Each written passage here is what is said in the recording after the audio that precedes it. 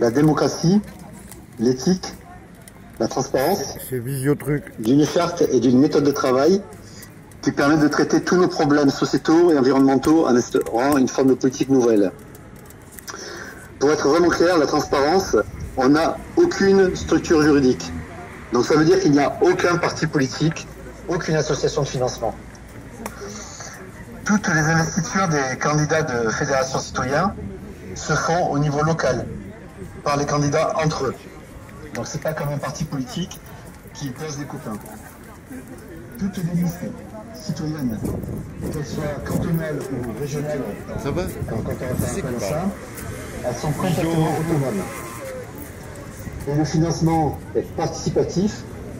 Donc on va expliquer aussi, donner des propositions de financement. Ça marche là? Oui, vas-y. D'accord, parce que moi j'ai beaucoup, c'est pour ça que ça fait pas là. Donc le financement est participatif, donc il n'y a aucun superviseur, ni parti politique caché. Donc tout ce qu'on vous dit là, ça va être formulé sous forme de proposition. Alors, il y a une charte qui existe depuis un petit moment, et ensuite à partir de cette charte, on a monté un collectif pour inviter les gens qui souhaitaient participer au projet de l'élection cantonale sur l'opération Audience citoyenne qu'on a lancé sous forme d'un recrutement d'emploi, 4100 emplois pour voir. Donc on leur a demandé de nous envoyer un formulaire de candidature ou de soutien, ainsi que la charte signée par mail et par courrier postal pour valider l'intégration dans des réunions d'accompagnement. L'objectif, c'est que les gens qui nous fournissent ça nous donnent la possibilité légale de les mettre en relation entre eux, à cause des lois informatiques et liberté, et en même temps, ils donnent le bâton pour se faire battre. S'ils dérogent ça, on le met sur la place publique. Donc c'est valable aussi bien pour nous-mêmes, puisque à titre personnel, j'ai publié la charte sur ma page Facebook le 21 octobre 2020. D'accord, alors voilà. Quelqu'un qui est intéressé à candidater pour les départementales ou les régionales, que doit-il faire? Alors, c'est très très simple. Là, vous pouvez aller sur le site Facebook, sur le site Fédération Citoyenne, ou sur la page Facebook Fédération Citoyenne. Vous avez un tutoriel pour les élections départementales.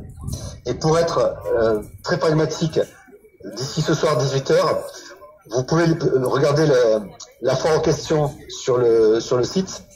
Et à 18h, on fait un live qui va être retransmis sur pas mal de réseaux, dans lequel ça va être en direct. On va aborder comment remplir les documents pour éviter les erreurs, répondre à toutes les questions qui seront posées.